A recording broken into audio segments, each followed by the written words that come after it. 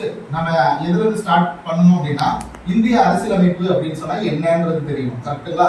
அப்ப தெரியும் போது இந்திய அரசியலமைப்பு இஸ் நத்திங் பட் இது வந்து என்னன்னா நிர்வாகம். அப்ப இந்தியாவின் நிர்வாக முறைகளை வந்து படிக்கிறதா என்ன இந்திய அரசியலமைப்பு. சரியா? இந்த நிர்வாக முறை தான் நமக்கு அந்த ஸ்பிளிட் பண்ண பாருங்க. தமிழ்நாடு நிர்வாகம் அப்படின்னு ஒண்ணு இருக்கு பாருங்க. தமிழ்நாடு நிர்வாகம், தமிழ்நாடு ஸ்பிளிட் பண்ணோம் இல்லையா? அப்ப இதை படிக்கும் போதே நம்ம இந்தியாவும் படிச்சுக்கணும். இப்போ வந்து என்ன இருக்கலாம் தமிழ்நாடு. எப்படி சார் இது லிங்க் எடுக்கிறது அப்படின்னு சொன்னா, இப்ப இந்திய அரசியலமைப்புல நிர்வாகம் அப்படின்னா நிர்வாகத்தினுடைய ஹெட் யாருன்னா பிரசிடென்ட். அப்ப தமிழகத்தினுடைய நிர்வாகம், அது தமிழகம் அப்படின்னு சொன்னா மாநிலம். ஒரு மாநிலத்தினுடைய நிர்வாகத்தினுடைய ஹெட் யாரு அப்படின்னு பாத்தீங்கன்னா யாரு? ஆளுநர். புரியுதுங்களா? சோ அங்க பிஎம், இங்க யாரு? சிஎம். சோ அங்க அரசியலமைப்பு படிக்கிறது தான் இங்கேயும் நம்ம என்ன பண்றோம் தமிழ்நாட்டுல படிக்கிறோம். ரைட்டுங்களா? ரைட். அப்புறம் இந்த நிர்வாகம் உருவாக்குறதுக்கு ஒரு வரலாறு